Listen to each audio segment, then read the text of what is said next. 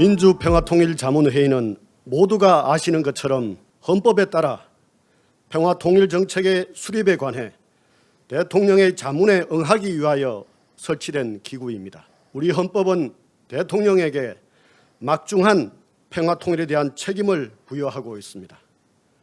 헌법 69조는 대통령이 조국의 평화적 통일을 위해 책임을 성실히 수행할 것을 선서토록 했습니다. 66조는 대통령은 조국의 평화적 통일을 위한 성실한 의무를 진다고 다시 한번 규정했습니다. 그러나 대한민국 헌법을 자세히 보면 평화 통일의 책임은 대통령에게만 있지 않습니다. 우리 국민 모두에게 있습니다. 헌법 4조는 대한민국은 통일을 지향한다고 규정하고 있습니다.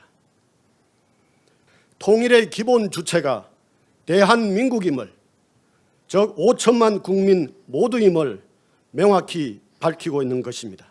통일의 기본적 주체인 5천만 국민과 현실적 책임자인 대통령은 다양한 방식으로 소통하고 결합되어야 합니다. 청와대와 통일부가 그 역할을 하고 있습니다. 국회도 그 역할을 할 것입니다.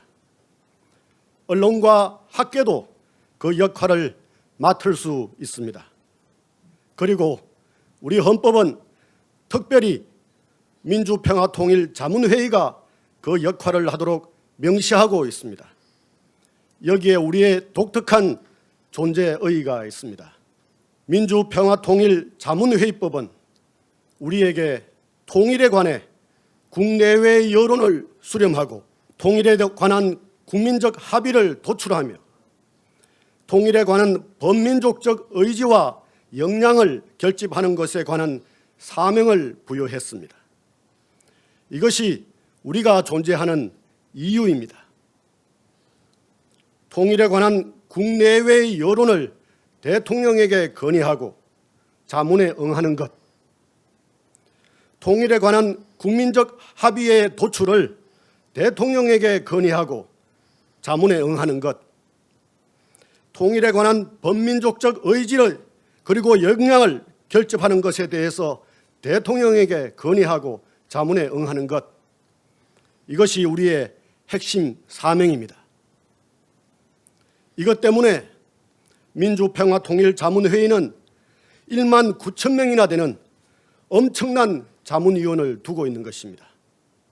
우리 민주평통은 사명에 충실한 조직이 되어야 합니다.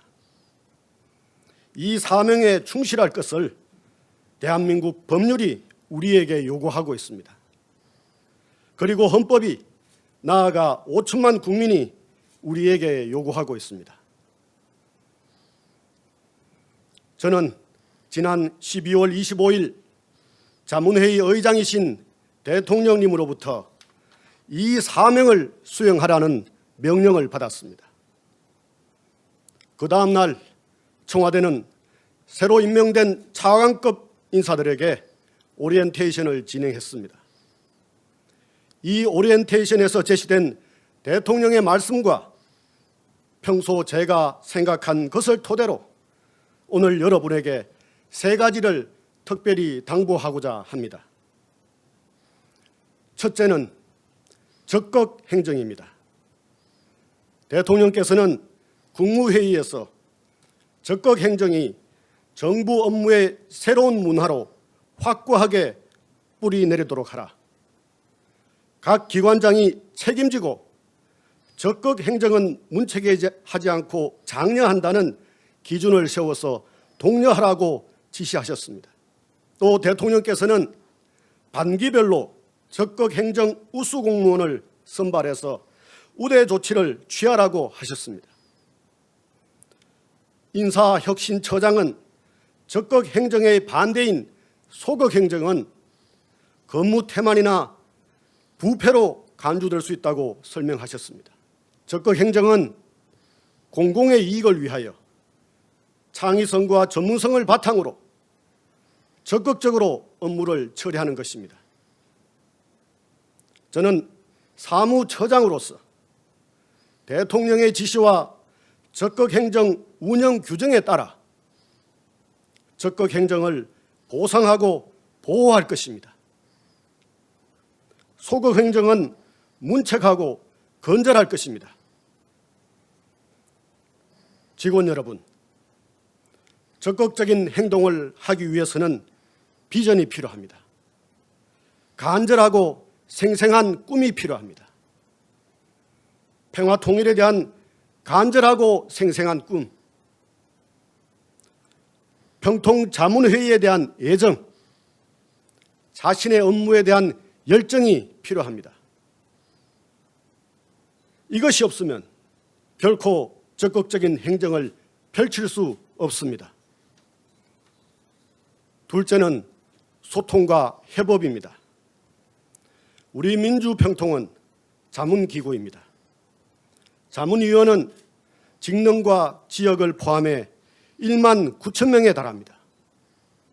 전국 228개 시군구와 전 세계 43곳에 해외 협의회를 두고 있습니다.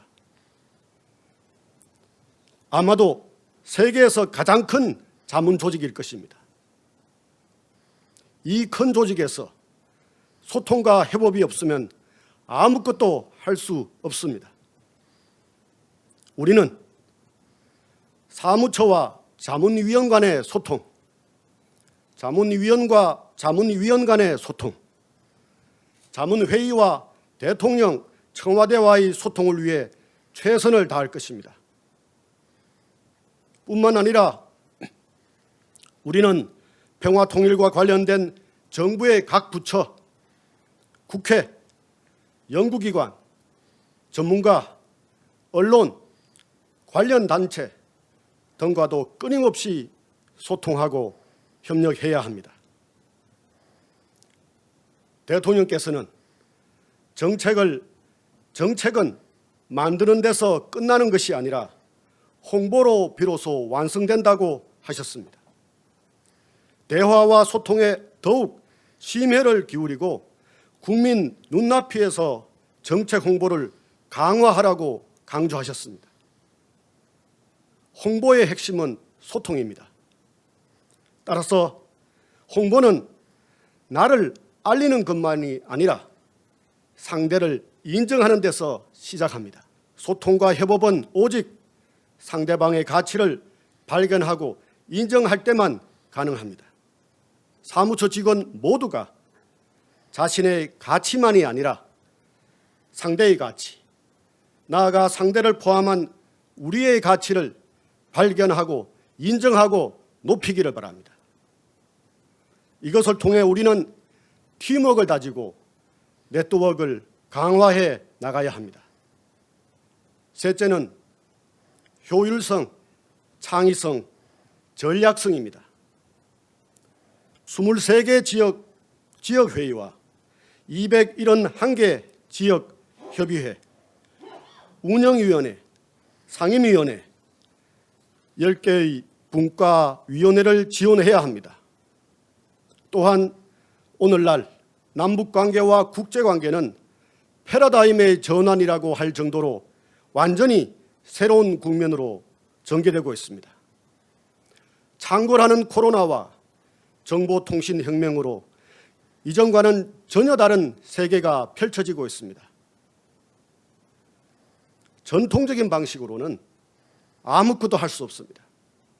저는 여러분 모두가 가장 효율적인 방식이 무엇인지를 항상 고민하기를 바랍니다.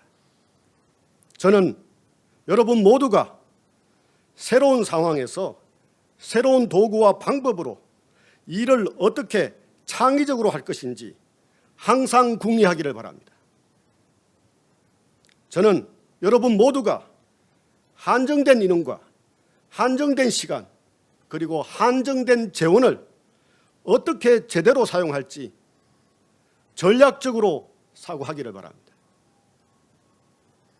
이렇게 할 때 우리는 비로소 비전에 충실한, 비전에 성실한 사람이 될 수 있습니다. 여러분, 우리에게는 서울과 전국 각지에 327명의 뛰어난 사무처 직원이 있습니다. 나아가 우리에게는 각계, 각청, 각지를 망라한 1만 9천 명의 훌륭한 자문위원이 있습니다. 우리에게는 329억 원의 예산이 있습니다. 그리고 우리에게는 무엇보다도 우리의 의장이신 대통령님이 계십니다. 헌법이 있고 5천만 국민이 있습니다. 자부심과 자신감을 가지고 우리 모두 사명에 충실한 조직, 비전에 성실한 사람을 향해서 나아갑시다. 감사합니다.